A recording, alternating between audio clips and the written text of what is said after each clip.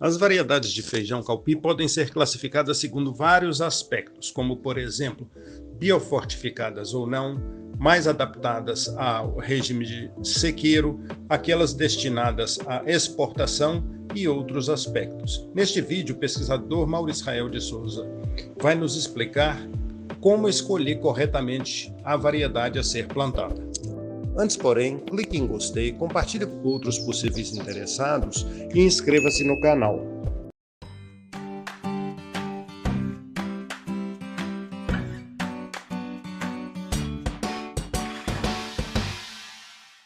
Olá, meu nome é Mauro Israel de Moura Rocha, sou pesquisador da Embrapa e estamos aqui no campo experimental da Embrapa Meio Norte, em Teresina, Piauí, para falarmos um pouco sobre a região de adaptação da cultivar, que é um aspecto muito importante. Então, quando você for escolher a cultivar, normalmente ela tem a região de indicação para cultivo. Tem cultivares que têm restrição para ser cultivado em determinada região. Por exemplo, algumas cultivares que são recomendadas para a região do Pará e elas têm uma adaptação muito específica para aquela região. É o caso da cultivar BRS3 Tracuateua, que tem uma adaptação muito específica à região Bragantina do Pará. Em outras regiões, ela tem alguns limitantes, a produtividade é mais baixa, às vezes apresenta mais susceptibilidade a algumas doenças. Outras cultivares, como por exemplo BRS Guariba e BRS Tumucumaque, têm uma adaptação muito ampla. Então, tanto os agricultores da região Nordeste como Norte e Centro-Oeste podem adotar essas cultivares sem risco, de perda.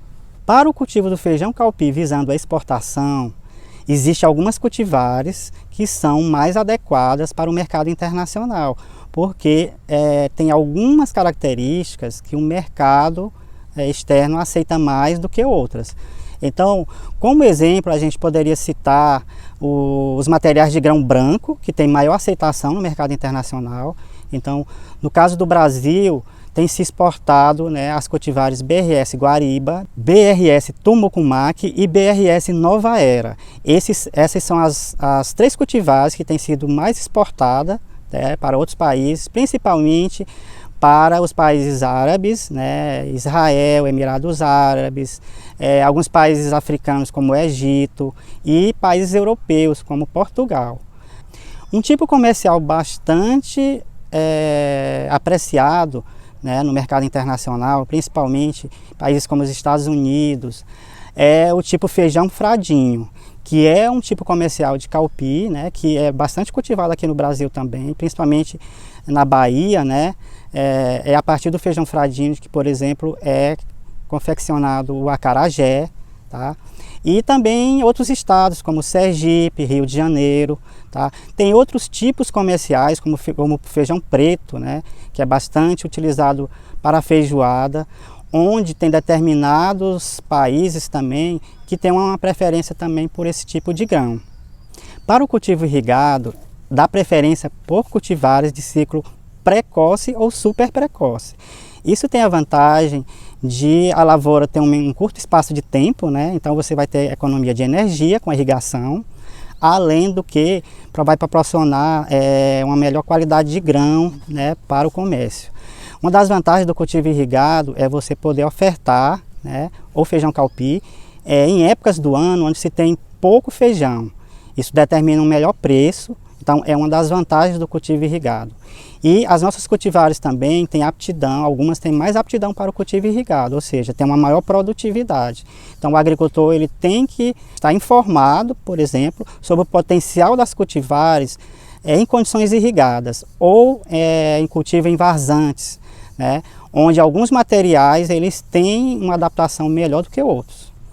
Em regiões com histórico de desnutrição, recomenda-se que o agricultor utilize as chamadas cultivares biofortificadas. Essas cultivares, além de apresentarem excelentes características agronômicas como alta produtividade, resistência a doenças, a questão de adaptação, elas também apresentam como uma vantagem adicional o fato de apresentarem no grão altos teores, principalmente dos minerais ferro, zinco e de proteínas.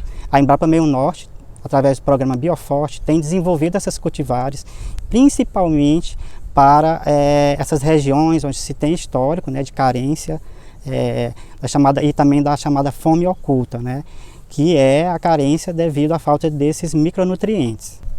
Na escolha da cultivar, um aspecto também importante relacionado ao grão é o tempo de cozimento. Então, as cultivares desenvolvidas pela Embrapa, ultimamente, têm se voltado para o desenvolvimento de cultivares com tempo de cozimento mais rápido. As cultivares de cozimento rápido têm a vantagem de proporcionar à dona de casa um grão com um rápido cozimento, o que vai permitir à dona de casa fazer um alimento mais rápido e também vai economizar mais, por exemplo, em gás de cozinha. Como exemplo de cultivares com rápido cozimento que foram lançados pela Embrapa, podemos citar a BRS Tumucumaque, seguido também das cultivares BRS Guariba e BRS Nova Era. Em regiões com baixo índice pluviométrico, ou seja, falta de chuva, seca, presença de veranico, como é o caso do semiárido nordestino, optar por cultivares que apresentem tolerância à seca. Nós temos várias cultivares que apresentam essa característica, como é o caso da cultivar BRS Xique-Xique e BRS Paraguaçu. Para finalizarmos a nossa conversa sobre recomendação da melhor época de cultivo e a escolha da cultivar, uma ferramenta bastante importante que está a serviço do agricultor é um aplicativo lançado pelo Ministério da Agricultura chamado Plantio Certo. Nesse aplicativo, que pode ser baixado facilmente pela internet, você vai instalar esse aplicativo no celular e nesse aplicativo você tem as informações sobre o zoneamento agrícola de risco climático, que é chamado de ZARC. Então, para cada cultura, o Ministério da Agricultura ele lançou o zoneamento, né? E o zoneamento é uma ferramenta que permite ao agricultor diminuir os riscos, né, climáticos no cultivo do feijão calpi. Então, a gente recomenda que os agricultores sigam o zoneamento quando for escolher a melhor época de semeadura e a escolha da cultivar. Nesse aplicativo, basta você acessar a sua região de cultivo, até por município você consegue ver quais são os melhores períodos de cultivo para o seu município e quais são as cultivares que são recomendadas por grupo de maturação, tá? Então isso é uma ferramenta a mais que garante que vai diminuir esses riscos, né, de perda.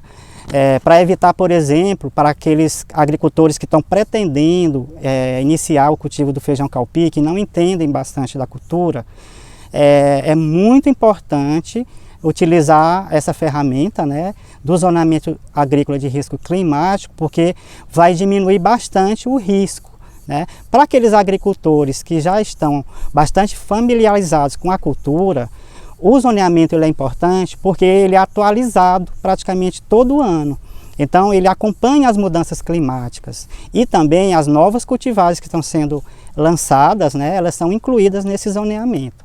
Um outro aspecto importante de quem adota o zoneamento de risco climático, né, é que os bancos, por exemplo, às vezes, para que você tenha acesso a seguro agrícola, né, eles só garantem, né, empréstimos, né, para safra, para colheita, aqueles agricultores que seguem o zoneamento, porque eles terão um menor risco de perda.